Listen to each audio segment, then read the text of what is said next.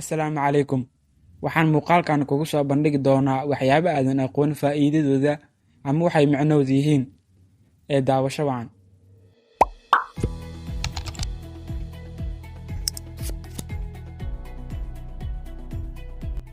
Kalarada xaggoose kaga yaala dawada lagu cadaysto ama Colgate-ka.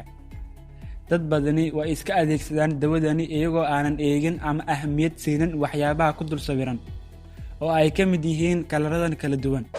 Halka kalaradan ay ka turjumayaan waxa ay dawadu ka samaysan tahay. Tusaale ahaan, kalarka casaanka ah waa inay dawadu ka kooban tahay waxyaabo dabiici ah iyo waxyaabo kiimiko ah oo la isku daray. Kalarka cagaaran waa inay dawadu ka samaysan tahay waxyaabo dabiici ah oo kaliya. Kan baluuga ahina waa inay dawadu ka kooban tahay waxyaabo dabiici ah iyo daawooyin. Halka kan u dambeeya ee ah kalarka madowga ah uu ka turjumayo inay dawadu ka samaysan tahay waxyaabo kiimiko ah oo kaliya. Daawade, haddii aad tahay mid isticmaala dawada lagu cadaysto, fadlan xagga hoose noogula wadaag waxay dawadu ka samaysan tahay adigoo u fiirinaya kalarada ay xagga hoose ku leedahay. Daboolka qalinka ama qalin biiraha. Haddii aad u fiirsato daboolka qalinka, waxaad xagga sare ku arkaysaa inuu ku leeyahay dalool yar. Dad badan ayaa ka aaminsan in daloolkan loogu talagalay inuu qalinka hawo uu ka helo, balse xaqiiqadu ma aha sidaa. Cilmi baaris la sameeyey ayaa lagu ogaaday in dad badan ay ruugaan daboolka qalinka. Dadka ruugaya daboolka qalinkan ayaa waxay halis ugu jiraan inay liqaan oo ay dhuunta u istaagto qalinkan daboolkiisa. Waana sababta keentay in daboolkan loo yeelo duleel yar oo haddii qof liqo ay weli fududahay inuu sii neefsado inta laga soo saarayo daboolka. Qalabka cabirka. Qalabkan wax lagu cabiro ayaa muhiim u ah dadka dhisaya guryaha, balse dad badan ayaa dhib ku qaba qalabkan. Maxaa yeelay waxaa loo baahan yahay 2 qof si wax loo cabiro. Qofka koowaad ayaa qabanaya afka cabirka halka qofka labaad uu jiidayo cabirka uuna geenayo meesha looga baahan yahay. Waxaan dad badan ka aaminsan yihiin inuusan hal qof wax cabiri karin isagoo u baahan qof labaad, balse qof kaliya waa uu cabiri karaa isaga oo adeegsanaya daloolka yar oo uu cabirka afka hore kaga leeyahay, isaga oo meel gelinaya daloolkaas sida musbaarka. Daloolka yar ee qufulka. Dad badan ayaa aaminsan in haddii uu qufulka furihiisa uu lumo aysan suurtagal ahayn inuu furmo ilaa la jabiyo mooyee, balse waxaa jirta si kale oo lagu furi karo. Qufulkan ayaa xagga hoose ku leh dalool yar oo loogu talagalay in lagu furo qufulka haddii la waayo furihiisa. Sidoo kale, haddii biyaha roobka ama biyo kale ay ku daataan qufulkan, waxa ay biyahaasi ka soo baxayaan isla daloolkaasi. Daloolkan la'aantiisna waxaa adkaan lahayd in qufullada loo adeegsado in lagu xiro albaabada bannaanka ah, isagoo halis ugu jira inay biyo ku daataan, sidaasna uu ku adkaado. Kookada gasaca ama soodhada ee Coca-Cola. Soodhada ayaa lagu furaa qaab yar oo fudud iyada oo la jiidayo qolofka yar ay dusha sare ku leedahay. Dad badan ayaa aaminsan in qolofkaas yar loogu talagalay in lagu furo oo kaliya, kadibna la iska tuuro, balse waxaa jirta faa'iido kale uu leeyahay qolofkaas, sida inaad gadaal u soo wareejiso kadibna aad suurato tuubada yar ee cabitaanada lagu dhuuqo ee loo yaqaan straw.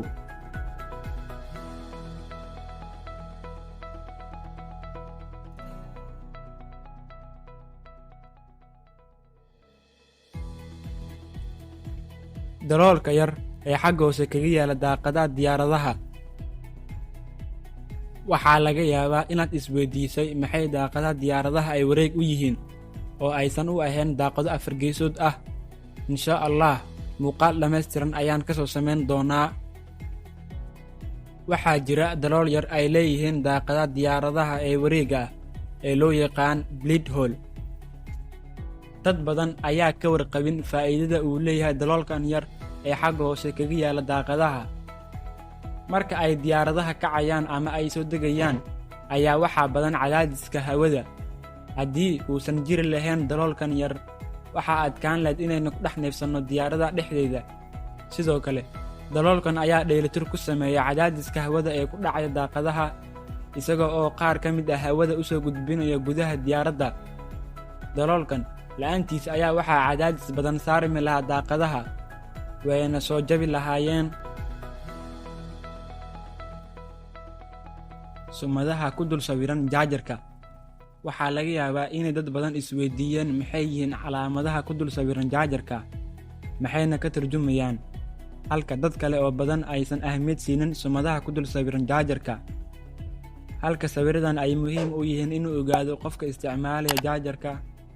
Sumadahani ayaa waxaa ka mid ah xarfaha C iyo E, waxayna xarfahan ay kuu sheegayaan inuu jaajarkaagu 100% fiican yahay, soona maray tijaabooyinkii looga baahnaa. Haddii uusan jaajarkaagu lahayn sumadani, ma ahan mid dhammaystiran oo ma uusan soo marin tijaabooyinkii looga baahnaa. Midda labaad oo ah sumadda sida guriga u samaysan. Sumadan ayaa ka turjumaysa inuu jaajarkaagu meesha ugu habboon ee lagu isticmaali karo ay tahay guriga. Sidoo kale, sumadda afargeesoodka ah ee isku dhex jirta waa sumadda ugu muhiimsan ee jaajarkaagu uu leeyahay, waxayna kuu sheegaysaa inuu jaajarkaagu uu yahay mid aan dhalin karin korontada, kana badbaadin doona moobilkaaga korontada markaad ku isticmaalayso jaajarka. Daawade, haddii uusan jaajarkaagu labadan sumad ee hortaada ka muuqda uusan lahayn, jaajarkaagu ma aha mid dhammaystiran oo waxaa khatar ugu jirta inuu koronto kugu dhaliyo, ee fadlan iska beddel. Xarfaha keyboardka. Haddii aad u fiirsato xarfaha keyboardka ama moobilkaaga, waxaad arkaysaa inaysan u hagaagsanayn sidii loogu talagalay oo ahayd A ilaa Z, balse waxay u qoran yihiin si kale oo aan macno samaynaynin. Daawade, wali ma isweydiisay maxay tahay sababta? Sababtu waxay u laabanaysaa xilligii la isticmaali jiray makiinadaha wax lagu qoro ee hortayna ka muuqda. Makiinadan ayaa dad badan dhib ku qabeen marka ay wax ku qorayaan oo waa ay qarxi jirtay markii si xoog ah wax loogu qoro, maadaama ay xarfaha u qornaayeen sida caadiga ah ee A ilaa Z oo dadku ay u fududeed. Balse ninkii soo saaray aaladan ayaa dib u habeen ku sameeyey, isagoo beddelay xarfihii sida ay u habeysnaayeen, isagoo xarfba meel geeyey, wuxuuna xarfaha ugu horeey ka dhigay Q, W, E, R, T, Y si ay dadku tartiib wax ugu qoraan. Sidaa ayayna ku soo caanbaxeen ilaa maantana waa la isticmaalaa oo waxaa lagu magacaabaa QWERTY, waana keyboardka ugu caansan ee xilligan casriga la isticmaalo. Sidoo kale, waxaa jira keyboardyo kale oo la isticmaalo, balse waxaa ka caansan keyboardkan ee ah QWERTY.